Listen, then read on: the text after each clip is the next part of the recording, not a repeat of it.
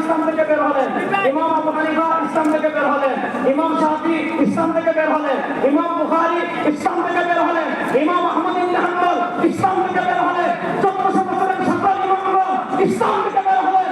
আমরা বলি না সাহাবা ইসলামের উপর, তাবে ইসলামের উপর, তাবে ইসলামের উপর, ইমামের ইসলামের উপর, হিজবুত তাওহীদ ইসলাম থেকে বের হয়ে গেছে। এবার প্রশ্ন বুঝেন, তারা বলে সব ইসলাম থেকে বের হয়ে গেল, তাহলে প্রশ্ন হলো সবাই যদি ইসলাম থেকে বের হয়ে যায়, তোমরা ইসলাম হইলে কোথায়?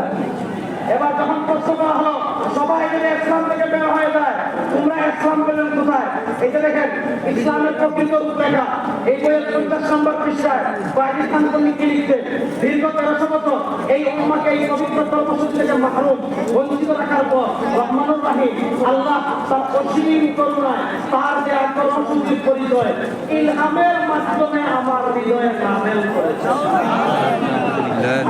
তাহলে উনি বলল 1400 বছর পর আল্লাহ তাআলা ইলহামের মাধ্যমে ওই ইসলাম ধারণ করে নাযিল করেছেন।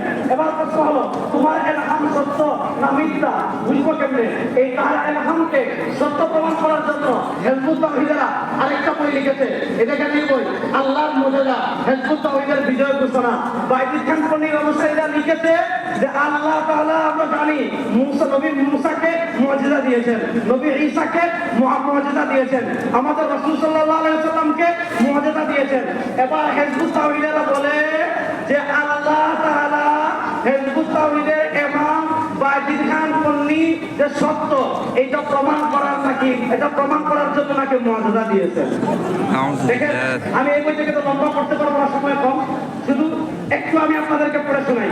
এই যে দেখেন 9 নম্বর পৃষ্ঠায় আল্লাহ রাসূল বিদায় হওয়ার 1400 বছর পার হয়েছে।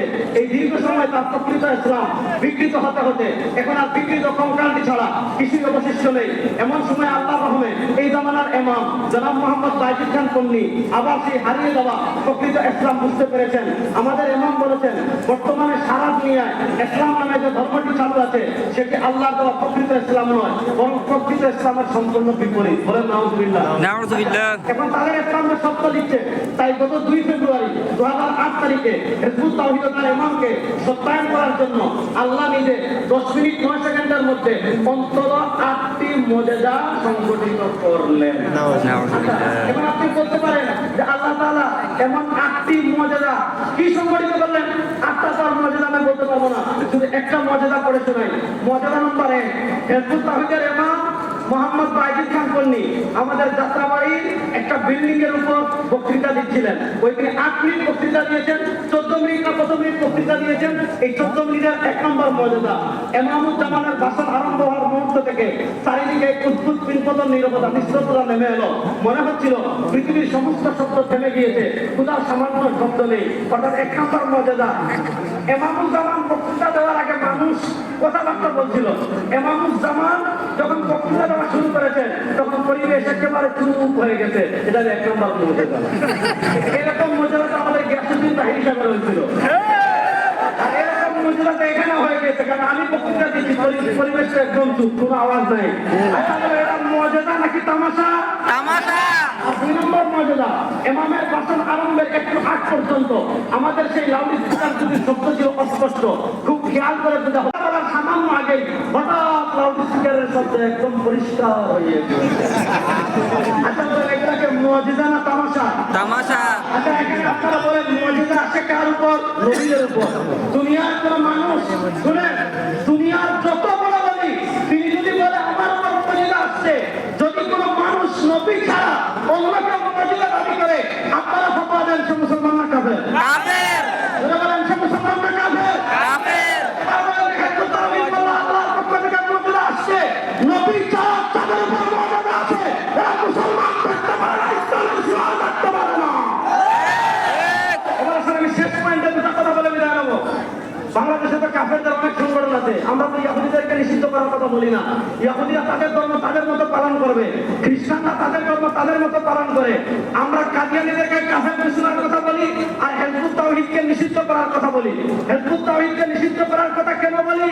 কারণ হিজবুত তাওহীদ হলো জঙ্গি সংগঠন। আমি বাংলাদেশের মাননীয় প্রধানমন্ত্রী তারেক রহমান সাহেব আপনার দৃষ্টি আকর্ষণ করছি, হিজবুত তাওহীদের ফতোয়া অনুযায়ী আপনিও মুসলিম না।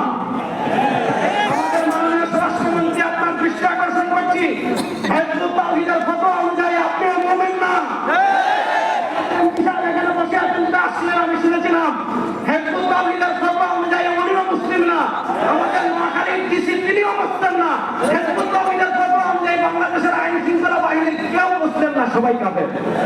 বললাম যে এটা কেন বললেন? এই যে দেখেন, এই বইয়ের নাম ইসলামের প্রকৃত সালাহ। ইসলামের প্রকৃত সালাহ, এই বই থেকে আমি একটা বক্তব্য পড়ে শুনাই। এই বইয়ের 16 নম্বর পৃষ্ঠায় বাজিদ খান পন্নী লিখেছে, মুমিনের সংজ্ঞা অর্থাৎ মুমিন হওয়ার জন্য শর্তের মধ্যেই আল্লাহ ইমানের সঙ্গে জিহাদ অন্তর্ভুক্ত করেছেন। কারণ দিন প্রতিষ্ঠান প্রক্রিয়ার নীতি হিসাবে তিনি জিহাদকে, কেতালকে, সশস্ত্র সংগ্রাম নির্ধারণ করে দিয়েছেন। জিহাদ ত্যাগ করলে মুমিনের সংজ্ঞার মধ্যেই থাকা যায় না, আর মুমিনের সংজ্ঞার মধ্যে না থাকলে অবশ্যই হয় মুশরিক কিংবা কাফের। অর্থাৎ বাজিদ খান পন্নী বলেছে, যারা জিহাদ করে না তারা কাফের, তারা মুমিনই না। এই বাজিদ খান পন্নীর ফতোয়া অনুযায়ী সবার আগে কাফের হলো ইমামুজ্জামান সেলিম।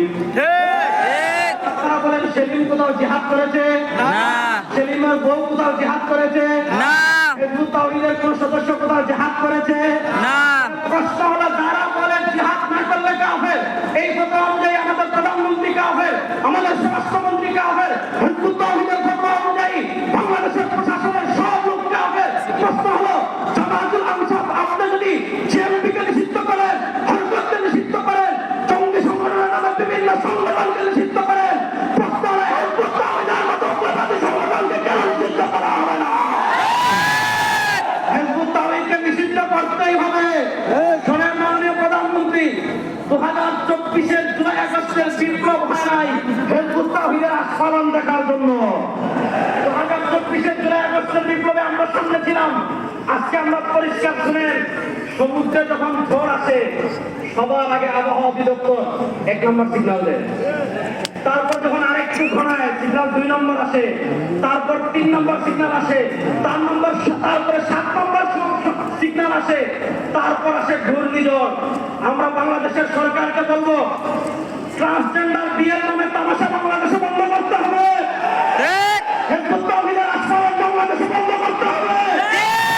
কাদিয়ানীদের আস্ফালন বাংলাদেশে বন্ধ করতে হবে।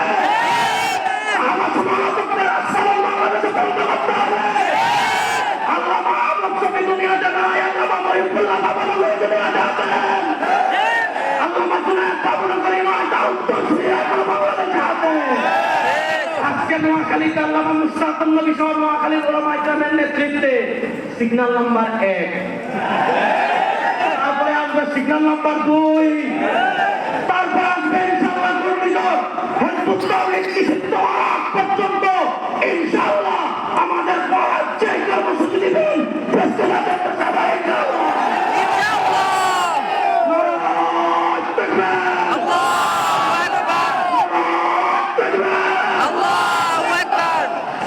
আসসালামু আলাইকুম ওয়া রাহমাতুল্লাহ। আল্লাহু আকবার।